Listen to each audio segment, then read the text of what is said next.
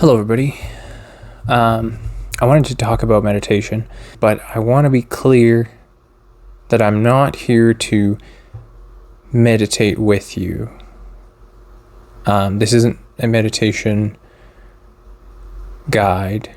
I'm basically walking you through meditation practically, and you can take it and you can implement it however you want.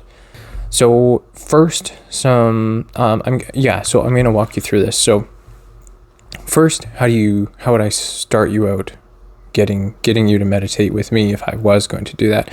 I would say close your eyes, sit in a comfortable chair up straight, and take some deep breaths, maybe 5 or 10, or put on a timer for a minute or two and take some deep breaths for as long as that timer's going. And then when the timer goes off, you move on to the next step in the meditation. The next step in the meditation is going to be that you start feeling different parts of your body. Now, if you're capable, if you're able, then just feel like your toes, either all of them at once or one at a time, depending on what you're able to do to keep focus on. And if you can't focus on your toes and you find you're getting distracted, or maybe you just can't feel your toes. I know that's a weird thing to think about, but generally we don't focus on that. So why would you be able to do that? So if you can't feel your toes, or you can't feel the tip of your nose, if you're focusing on the tip of your nose or the top of your head, whatever you want. Maybe you're focusing on your breathing. Then, let's say you're focusing on your breathing. Put your finger under your nose, and you can feel, because your fingers are very sensitive. You're used to feeling things with them. You can feel the breath on your finger, and then you can, if you're feeling your toes, you can squeeze your toes. If you're feeling your top of your head, you can kind of rub the top of your head gently. And so it's just bringing a little sensation there so that you can learn to feel that spot. And then if you are deciding to do a full body meditation, you can slowly poke or gently touch or squeeze the different parts of your body that you're trying to focus on. And that will bring your attention to those spots sensorily. So you have more than just I'm thinking about my knees. You are literally touching your knees, and that is still bringing your focus and attention purposefully to your knees. And so this isn't a distraction. If you are trying and it's just not working for whatever reason, and it's just stressing you out, just touch that part of your body. Feel your chest with your hands. If you're thinking, you're breathing, just feel with your hand. Just do it. It's all good. The next thing that I want to kind of address, I guess, is the big point of this is meditators are very curious people. They deep meditators end up being very kind of childlike curiosity. They're not childish, they're very mature, but they end up they end up with a childlike curiosity. And a big part of this is that they let themselves just be themselves, and it's good. It's really awesome. And so when you're meditating on your body, don't think about it like you're searching for peace and harmony and inner calm and zen and all these things that you've kind of been sold with mainstream meditation. Don't forget about it. Just be curious. Think about something that you love, woodworking, games, whatever. Those things you can probably spend hours on, not even playing games, let's say, or let's say you have a bunch of puzzles and you love puzzles. You spend hours doing puzzles, researching puzzles, looking for new puzzles, all these things. You just get absorbed. There's no point to it, but you're just curious. And the whole purpose of that thing is that you can just get curious about it, and that's all that matters. It's all, and nothing else matters.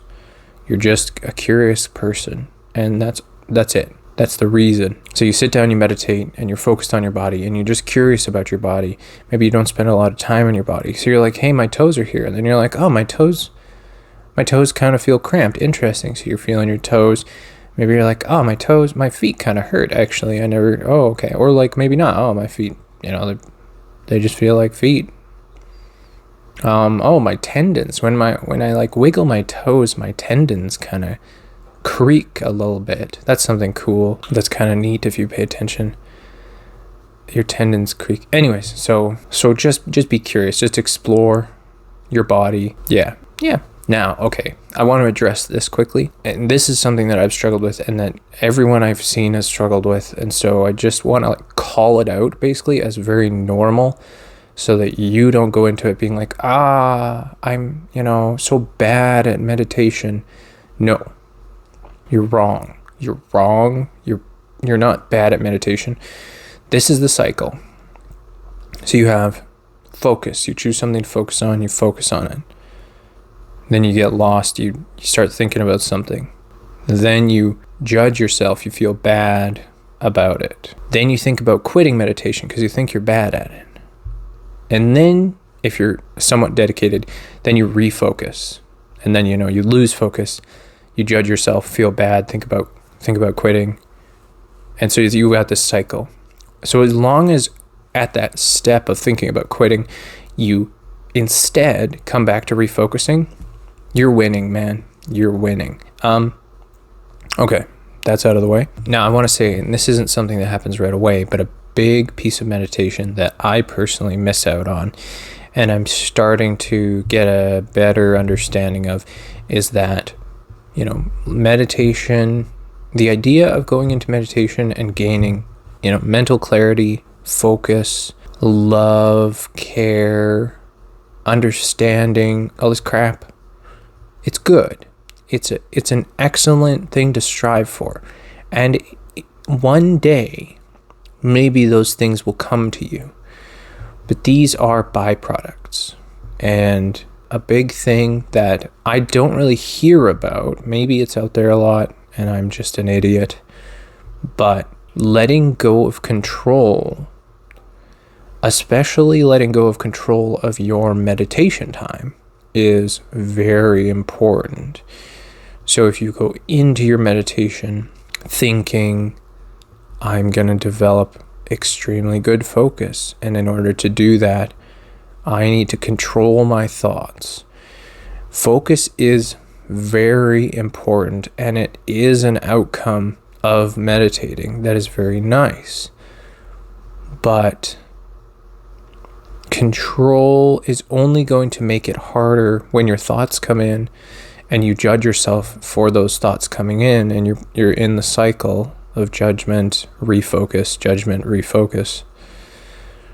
You are going to be mad because you went in trying to develop mental control, and that's why I meditated. But if you go in looking for mental control, you will fail instantly. So you need to let go of that mental control. Let your brain is going to do whatever your brain wants to do. And that's fine. That's fine. It's all good. What you need to realize, that you're thinking about your knee, and then what am I going to have for lunch? And then you're thinking about your knee. And as long as you come back to thinking about your knee, it's all good. And you're not trying to control your thoughts and stop yourself from thinking about lunch. You're just trying to remind yourself, hey, we're coming back to the knee. And so your thoughts are free. They're free. Your thoughts are free to do what your thoughts want to do. And there's nothing to do about that. And, just like a person, if you cage your thoughts, they're going to fight back. And that's fair play, So you can't cage your thoughts. But if you sit down and you're like, hey, thoughts, you do whatever you want.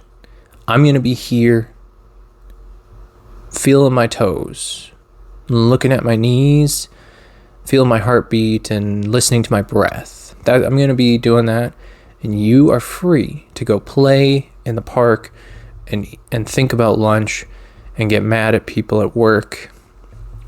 Yeah, you got it. No problem. And obviously me sitting here saying this, I just want to basically make it a safe space for you to let go of that control. And so next time you go into your meditation, you know, hey, my goal is just to be curious about my body, explore my bone structure or whatever, and not to control my thoughts. That's not the point. And your thoughts will calm down, but not because they're under control, just because, kind of like a muscle that's been under tension, eventually they'll kind of relax. Yeah, that's the best way I can put it. It's like your thoughts, like a muscle, will relax. It's a weird feeling, but it's good. It's really good, but it's strange. So yeah, I really dare you to let go of control, to embrace the cycle of focus, refocus, judgment, and to just, explore your body, let your thoughts do whatever they want. Don't try and control.